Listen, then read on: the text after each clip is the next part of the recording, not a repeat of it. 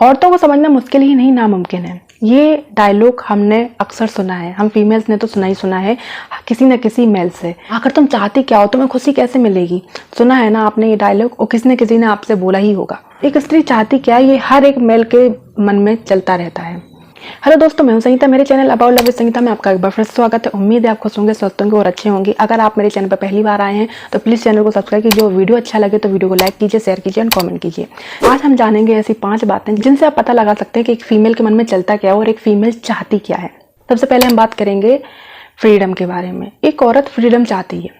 अब इसका मैं रीजन बताऊं क्यों। क्योंकि जब वो जहाँ जन्म लेती है वहाँ वो शुरू से ही सुन रही होती है, रोका टोकी उसे लगी होती है, ये मत करो, ये तुम नहीं कर सकती हो, तुम लड़की हो, तुम बाहर नहीं जा सकती हो, तुम लड़की हो, तुम ऐसे कपड़े नहीं पहन सकती हो, तुम लड़की हो। ना जाने कितनी उसे रोक टोक लगाई जाती है।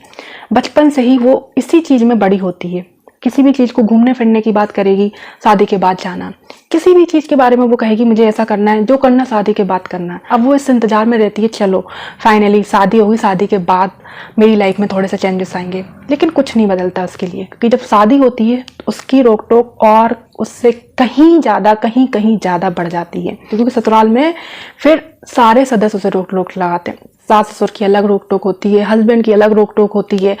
अब वो फ्रस्ट्रेट हो जाती है कि मतलब मेरी लाइफ है या नहीं, मतलब मैं अपने तरीके से जी सकती हूँ, मैं अपने तरीके से रह सकती हूँ, मेरी कोई लाइफ है, मेरे पास कोई फ्रीडम ही नहीं है। और वो ये फ्रीडम चाहती है, वो फ्रस्ट्रेशन हो जाती है, उसे लगता है कि वो एक जेल में बंद है। वो अपने ही घर में एक कैदियों की तरह जिंदगी जीती है, दूसरों के लिए एक कठपुतली की तरह रहती है। कई जगह तो उन्हें घूंघट करके भी रहना पड़ता है, कई जगह तो वो बोल भी नहीं पाती हैं, छत पर नहीं जा सकती हैं, मतलब बहुत रोक टोक होती है उनकी लाइफ में। तो वो सिर्फ फ्रीडम चाहती हैं कि उन्हें हल्की सी फ्रीडम मिल जाए, ताकि वो सिर्फ अपने तरीके से पहन सकें, अपने तरीके से खा सकें, अपने तरीके से रह सकें और अपने तरीके से काम कर सकें। आप उन्हें थोड़ी सी फ्रीडम देकर देखिए। जैसे कि उस घर में सारे सदस्य रहते हैं, उसकी नंद रह रही है, उसके हस्बैंड रह रहे हैं, बस उसी तरीके की उसे भी चाहिए कि उसे भी लगे कि हाँ उसकी भी जिंदगी है। इतना उसे मिल जाए ना, फिर आप देखना वो आपको 100% देती है। लेकिन फिर वो 100% वो इतना खुश होकर देगी आपको, इतना सारा उसमें प्यार भरा होगा, मतलब उसकी ज़िंदगी बिल्कुल क्या कहते हैं, जन्नत की तरीके से हो जाती है। Number 2, sacrifices. एक जो लड़की होती है ना, वो शुरू से ही सेक्रीफाइसेस करती चली आती है। हर चीज़ के लिए उसे सेक्रीफाइसेस करने पड़ते हैं। कई लड़कियों की तो जल्दी शादी करा देते हैं, उसकी पढ़ाई भी कंप्लीट नहीं होने देते हैं। वो कई लड़कियां पढ़ाई अपनी कंप्लीट कर लेती हैं, ग्रेजुएट हो जाती हैं, फिर शादी कर देते हैं, फिर उन्हें लगता है कि अब मेरा पढ़ाई का मतलब क्या है। और कई लड़कियां तो जॉब भी करने लगती हैं, फिर भी शादी कर देती हैं, उसे जॉब छोड़नी पड़ती है, घर परिवार ये सब तो छोड़ के आना ही पड़ता है। सेक्रीफाइसेस मतलब एक औरत ही करती चली आती है कि वो ऐसी जगह पे आ जाती है कि उससे पूछा ही नहीं जाता है तुम चाहती क्या हो, तुम अपनी लाइफ में बनना क्या चाहती थी, तुम अपनी लाइफ में करना क्या चाहती थी। ये सारी चीज़ें उससे नहीं पूछी जाती हैं। उससे सिर्फ यही कहा जाता है यही तुम्हारी ज़िंदगी है, बर्तन चूल्हा चौका, इसको ही ज़िंदगी मानो। इसके अंदर बहुत कुछ चल रहा होता है कि मतलब मेरे साथ ही ऐसा क्यों, मेरी भी ज़िंदगी है, मेरी भी लाइफ है, मैं भी कुछ करना चाहती हूँ, मैं भी कुछ बनना चाहती हूँ, बांध कर क्यों रखा जाता है। मतलब फिर लगता है एक सेक्रीफाइसेस की उम्मीद सिर्फ एक औरत से ही क्यों की जाती है, उसके दिमाग में ये चलता रहता है। तो कभी भी उससे सेक्रीफाइसेस की उम्मीद मत करो। हाँ, मैं ये नहीं कहती हूँ कि सेक्रीफाइसेस मत करो, अपना परिवार है, आप अपने परिवार के लिए सबसे आगे खड़ी हो, बिल्कुल खड़ी हो, और खड़ा होना भी चाहिए। लेकिन हर वक्त आप ही खड़ी रहो, वो गलत है। मैं वहाँ पर बोलती हूँ गलत है। और सिर्फ वही क्यों खड़ी हो, सबको खड़ा होना चाहिए ना एक दूसरे के लिए। वो सबसे बाद में आती है घर में, वो सबसे पहले क्यों नहीं आ सकती है, वो सबसे बाद में ही क्यों आती है। बल्कि उसको इतना अच्छा फील करवाना चाहिए कि उसे लगे कि हाँ ये उसका घर है। उसे ये फील ना हो कि वो किसी और घर में आ चुकी है। लेकिन अक्सर उसे यही फील करवाया जाता है कि वो किसी और घर में है। वो करती तो सबके लिए सब कुछ है, लेकिन कभी उसको फील नहीं कराया जाता कि तुम भी इस घर की सदस्य हो। यहाँ पर उसकी तकलीफें बढ़ती हैं और यहाँ पर अक्सर उसका फ्रस्ट्रेशन बढ़ता है। और फ्रस्ट्रेशन की वजह समझ में नहीं आती है कि आखिर औरत चाहती क्या है।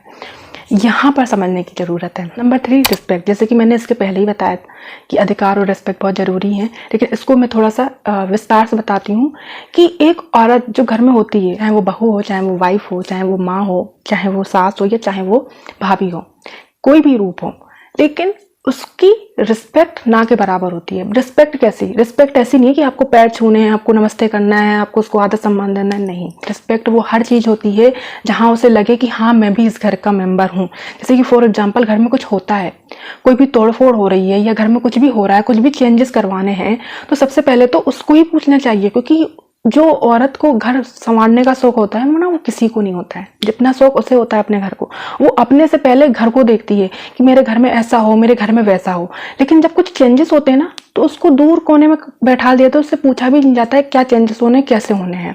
घर के बड़े अपने तरीके से डिसीजन ले लेते हैं, अपने तरीके से कर लेते हैं, और फिर वो घुटती रहती है, क्योंकि उसे लगता ही नहीं है कि ये मेरा घर है। मोस्टली घरों में मैंने ये चीज़ें देखी हैं कि कुछ भी घर में फैसले होते हैं, कोई भी डिसीजन, ये तो मैंने एग्जाम्पल के तौर पर दे दिया है घर का, लेकिन कोई भी डिसीजन हो, कोई भी बात हो, कोई भी डिसीजन हो, कुछ भी हो, रिलेशन से लेके कुछ भी बात हो, उससे पूछा ही नहीं जाता है, जैसे वो घर में कुछ है ही नहीं। सारे बड़ों ने फैसला ले लिया। ये बात नहीं मैं कह रही हूँ कि बड़े फैसला नहीं ले सकते हैं, बिल्कुल लें, फैसला लें, लेकिन उस फैसले में उसको भी तो शामिल करें। घर में क्या हो रहा है, क्या रिलेशन में हो रहा है, क्या चीज़ें चेंज करने हैं, क्या होना है, इस बात की जानकारी उसे भी तो होनी चाहिए, क्योंकि घर की सदस्य तो वो भी है। वो अपना भी तो पॉइंट ऑफ व्यू रख सकती है, वो अपनी भी तो नज़रिया रख सकती है, वो अपनी भी बात तो रख सकती है, लेकिन ऐसा नहीं होता है। यहाँ पर भी उसे बहुत तकलीफ होती है कि मैं इस घर में कुछ हूँ ही नहीं, क्या मैं सिर्फ एक नौकरानी हूँ, क्या मैं सिर्फ काम करने के लिए आई हूँ और मेरा कोई वजूद नहीं है। तो यहाँ पर भी ध्यान रखने की ज़रूरत है। Number 4, appreciation. एक लड़की ना सब कुछ करती है, वो जितना काम कर सकती है ना, उससे कहीं ज़्यादा करती है कि मैं अपना 100% दूँ इस घर को, अपने परिवार को, अपने सास ससुर को, हस्बैंड को, बच्चे को, सबको 100% देती है, उसके ऊपर ही देती है वो, क्योंकि वो अपना ध्यान नहीं रखती है, वो पहले परिवार को देखती है। लेकिन उससे कभी अप्रिशिएट नहीं किया जाता है। हाँ, उसमें कमियां होंगी, वो तो निकाल दी जाएंगी, जैसे कि खाना अच्छा नहीं बना है, निकाल दी कमियां, क्या बना दिया ये, यहाँ पर गंदगी डली है, यहाँ पर पोंछा नहीं किया, यहाँ पर ये नहीं किया, आज कपड़े नहीं धुले, कमियां बहुत सारी निकाल दी जाती हैं एक औरत में। लेकिन उसके कामों की कभी अप्रिसिएशन नहीं की जाती है, उसे कभी अप्रिशिएट नहीं किया जाता कि हाँ तुम कितना करती हो, तुम भी काम करती हो। हमेशा उससे यही कहा जाता है कि तुम करती क्या हो, तुम्हारे पास काम ही क्या है। अरे ठीक है, अप्रिशिएट नहीं करते हो मत करो, लेकिन कमियां भी तो ना निकालो। लेकिन हाँ, कहीं कमी है तो निकाल दोगे, तो कह दोगे तुरंत ही, ये ऐसा है, वो वैसा है, ये कामचोर है, आलसन है, ना जाने कितने नामों से उसे नवाज दिया जाता है। आप ना थोड़ा सा अप्रिशिएट कर दो ना उसे, तो वो ना जाने कितना और अच्छा करने की कोशिश करेगी। लेकिन आप न कमियां निकालते हो ना, तो सिर्फ वो काम करना भी मन लगता है, बस उस काम की उसे वैल्यू नहीं मिलती ना, वहाँ पर उसे तकलीफ होती है। फिर होता है उसका चिड़चिड़ापन शुरू, फ्रस्ट्रेशन शुरू, फिर वो अपना बड़बड़ सारा निकालेगी। कहाँ निकालेगी, वो कहाँ करेगी, वो चिड़चिड़ापन रहता है, फिर उसको वो प्यार से बात नहीं करेगी, वो सारा ना फ्रस्ट्रेशन इकट्ठा होता चला जाता है। तो एक औरत की रिस्पेक्ट करना, एक औरत को अप्रिशिएट करना, एक औरत की वैल्यू करना बहुत ज़रूरी है, ताकि आगे की जनरेशन अच्छी जा सके। Number 5, hormones issues. हर लड़की में, हर औरत में हार्मोन्स इश्यूज होते हैं। महीने के कुछ दिनों में उसके हार्मोन चेंजेस तो होते हैं, आप भी एग्री करते हैं सब चीज़ों से, और लेकिन उसे नहीं पता होता है। अब तो बहुत जागरूक हो गए हैं लोग, अब जागरूक हो गए हैं सोशल मीडिया से, बहुत लोगों को ये समझ में आने लगा कि हाँ लड़कियों को प्रॉब्लम होती है, हाँ एक फीमेल को प्रॉब्लम होती है। अभी भी बहुत से लोग जागरूक नहीं हुए हैं, उन्हें नहीं पता है कि महीने के कुछ दिनों में वो बहुत पेन से गुजरती है, बहुत तकलीफ से गुजरती है, और उसकी वजह से वो उलझन में रहती है, चिड़चिड़ापन रहता है उसके, फ्रस्ट्रेट रहती है वो। जब उसी बीच में उसे काम करना होता है ना, उसे समझने वाला कोई नहीं होता है, उसको पूछने वाला कोई नहीं होता है, तब वो और फ्रस्ट्रेट होती है, वो चिड़चिड़ी हो जाती है।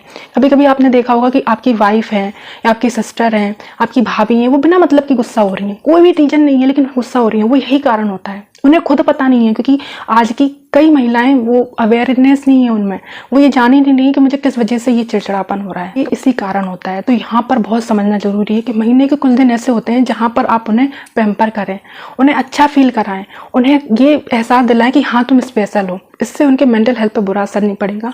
जब उन्हें खुश रखेंगे आप, तब वो आपको खुश रखेंगे, क्योंकि जब इंसान खुश रहता है तभी वो दूसरों को खुश रख सकता है। जब वही चिड़चिड़ा है, उसी के अंदर फ्रस्ट्रेशन चल रही है, उसी के अंदर उलझन चल रही है, वो दूसरों को कैसे खुश रखेगा।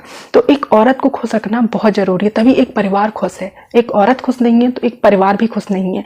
इस बात से तो आप एग्री करेंगे ना, क्योंकि एक औरत एक पूरे परिवार को चलाती है, पूरे परिवार को संभालती है। वीडियो बहुत लंबा हो रहा है, इस वीडियो पर हम आगे भी बात कर सकते हैं, अगर आप इस वीडियो को ज़्यादा से ज़्यादा शेयर करें, कमेंट करें और मुझे सपोर्ट करें। उम्मीद है वीडियो आपके लिए हेल्पफुल रहेगी। मिलता है अगली वीडियो में, तब तक के लिए खुश रहें, स्वस्थ रहें।